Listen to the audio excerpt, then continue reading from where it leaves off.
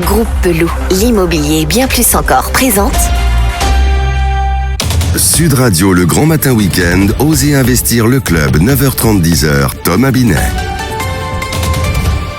Nous vous retrouvons après cette pause avec Christophe Robert, délégué général de la Fondation Abbé Pierre. Thomas, vous allez nous présenter notre invité à travers son portrait plus qu'inattendu. Bah oui Philippe, parce que recevoir Christophe Robert, c'est surtout recevoir le délégué général de la Fondation Abbé Pierre. Alors, si vous le permettez, une fois n'étant pas coutume, ce portrait inattendu sera plus attendu car il ne sera pas comme les autres en n'étant pas directement le vôtre, cher Christophe Robert. Car oui, nous nous devons de nous effacer derrière les causes que nous défendons et que nous représentons.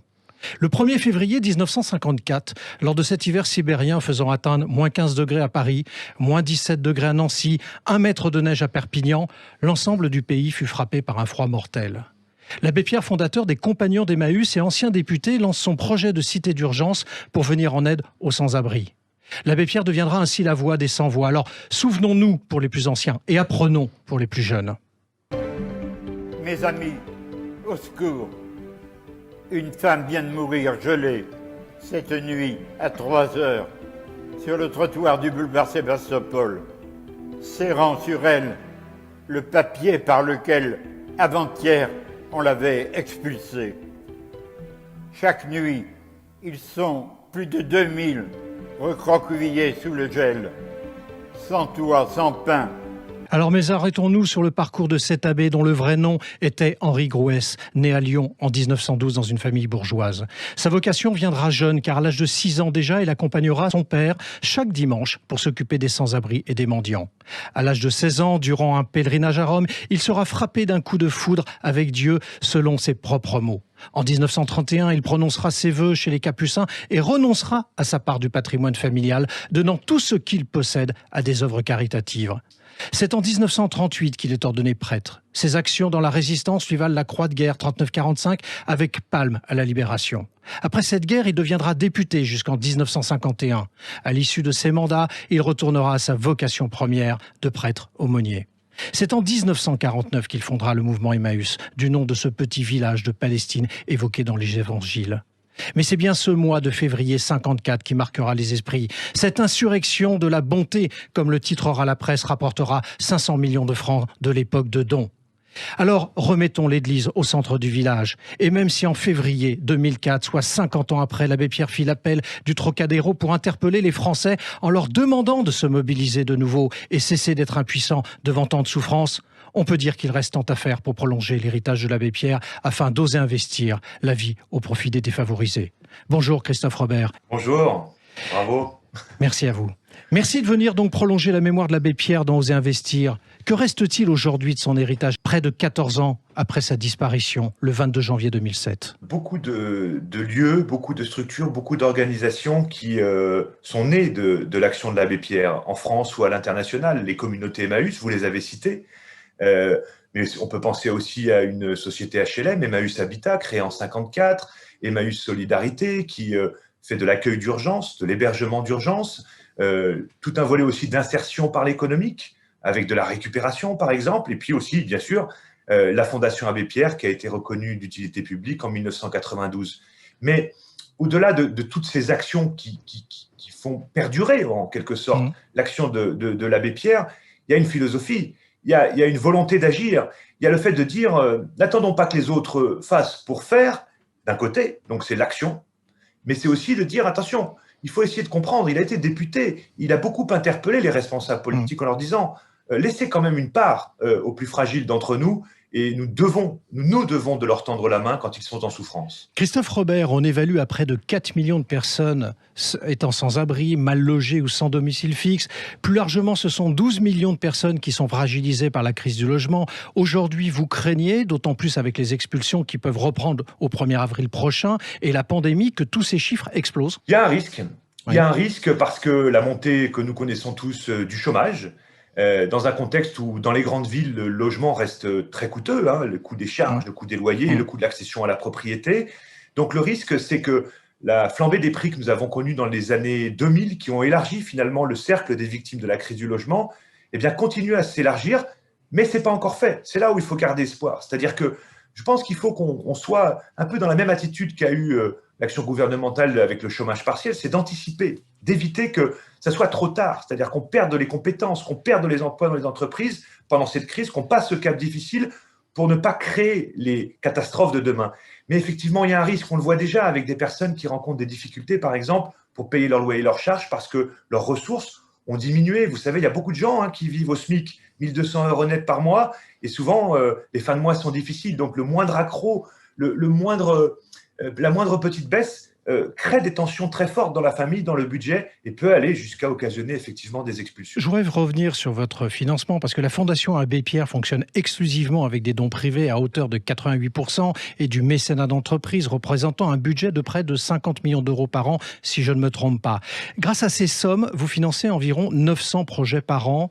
C'est bien ça ? Oui, tout à fait. C'est de la construction de logements très sociaux pour les plus pauvres. C'est de la réhabilitation de logements, par exemple, de propriétaires privés en milieu rural qui vivent dans de véritables taudis pour qu'ils puissent vivre dignement et puis réduire leurs charges. Ce sont des lieux d'accueil de jour pour les personnes sans domicile. Ce sont des pensions de famille qui vont aider les personnes durablement avec du logement de droit commun.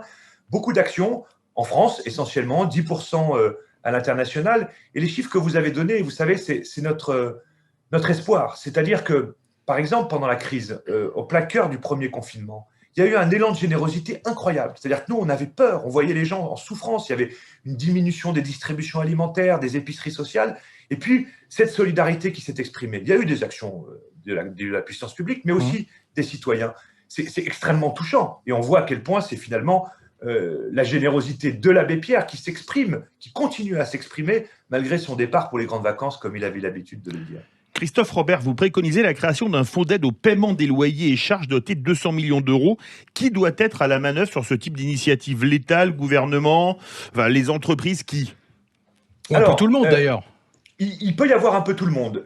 Par exemple, Action Logement a déjà débloqué une aide pour un certain nombre de publics en difficulté pour payer leur loyer, pour justement éviter les expulsions locatives.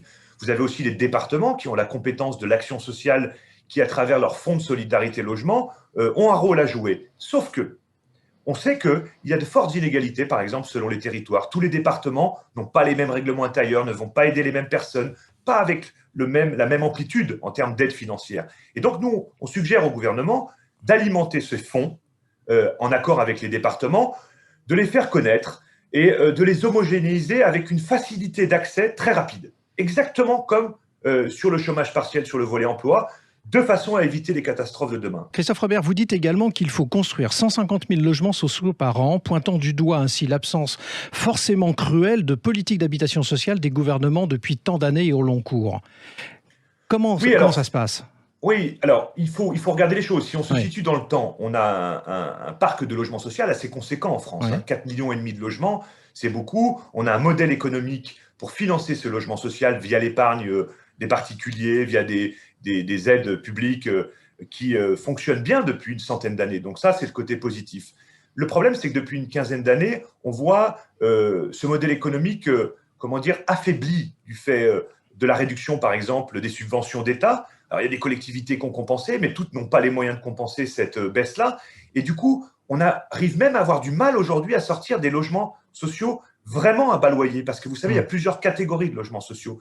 Donc, il faut faire attention que ce bon modèle économique qui fonctionne depuis 100 ans, on ne continue pas à l'affaiblir comme c'est le cas. Cette année, par exemple, je suis désolé de le dire, mais le gouvernement fait une baisse de dépenses publiques de l'ordre de 1,3 milliard d'euros sur les fonds des bailleurs sociaux. Donc, ça va avoir un impact sur la construction, sur la réhabilitation et sur les services aux locataires. Alors, est-ce que vous iriez jusqu'à dire qu'il faudrait faire une forme de Grenelle du logement social et mettre tout le monde autour de la table ? Oui, en tout cas, effectivement, mettre les bouchées doubles, d'abord sur la production globale de logements, pas seulement de logements sociaux. On manque de logements, notamment dans les territoires tendus, dans les grandes villes, donc ce n'est pas que le logement social. Dans cet ensemble de logements, il y a une part à construire de logements sociaux. On a besoin de tout le monde. On a besoin des maires, des métropoles pour le volet foncier. On a besoin des promoteurs, on a besoin des agences immobilières, on a besoin de tous les intervenants. Et c'est vrai que, regardez, par exemple, pendant le plan de cohésion sociale à l'époque de Jean-Louis Borloo, il y a eu une vraie mobilisation et on a atteint un niveau de production qui était vraiment significativement plus élevé que celui que nous connaissons aujourd'hui. Donc oui, il y aurait matière. Et j'ajoute que c'est très intéressant parce que ça favorise le développement économique dans le domaine du bâtiment, le développement des territoires également, et ça fait baisser la facture des ménages, ça leur redonne du pouvoir d'achat parce que les loyers sont en dessous du marché. Donc c'est vertueux. Et vous voyez, dans le plan de relance de 100 milliards d'euros du gouvernement, il y a 0 € sur la production de logements sociaux. Je pense que c'est un manque vraiment considérable. Alors, comme le veut la tradition d'Oser Investir, parce qu'on va mettre un petit peu de chaleur dans tout ça, Christophe Robert, vous avez retenu une musique pour terminer notre rencontre de ce matin. Oui, il s'agit du groupe La Maison Tellier, Prison d'Éden, qui date de 2013. Alors, pourquoi ce choix musical, Christophe Robert ? Parce que c'est de la musique française, parce que je crois que c'est un groupe du Havre. Je sais qu'ils ont beaucoup de difficultés, tous ces petits groupes français qui sont très créatifs. Il y a beaucoup de poésie, il y a beaucoup de créativité. Et c'est difficile, par les temps qui courent, tout ce secteur de la culture. Et donc, voilà, j'avais envie de faire un clin d'œil à tous ceux qui créent et qui nous font rêver, qui nous redonnent aussi de la force, parce que c'est pas toujours facile, ces combats-là, contre les exclusions. Merci à vous d'être passé du côté d'Oser Investir ce dimanche matin. C'était le 70e numéro d'Oser Investir. Merci de nous avoir suivis. Et vous pouvez retrouver l'intégralité de l'émission sur sudradio.fr et sur oserinvestir.fr. Mais surtout ce dimanche, moi, je vous préconise d'aller sur don.fondation-ab-pierre.fr pour faire vos dons en ligne. Ils en ont besoin. Le message est passé. Retrouvez toutes les informations et les liens sur oserinvestir.fr si vous n'avez pas eu le temps de tout noter. Merci de votre fidélité et à dimanche prochain. Sud Radio, le grand matin week-end, Osez investir le club, 9h30, 10h, Thomas Binet. Avec Groupe Peloux, l'immobilier et bien plus encore.